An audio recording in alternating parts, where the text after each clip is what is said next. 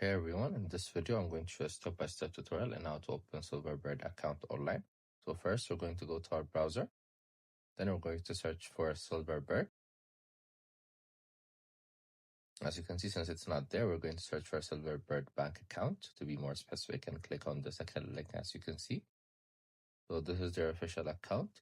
So next we're going to click on club, then register now.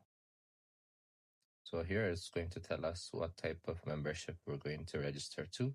So depending on the information provided above, you guys can choose any of the two. I chose the first one, so we're going to click on sign up. Next is the membership information filling page. So we're going to include our account information. We're going to choose our payment method as well as our billing address. So once we do that, we're done. So we're going to open our account. I hope you guys like this video. Subscribe for more, like for more, share for more. I'll see you again. Goodbye.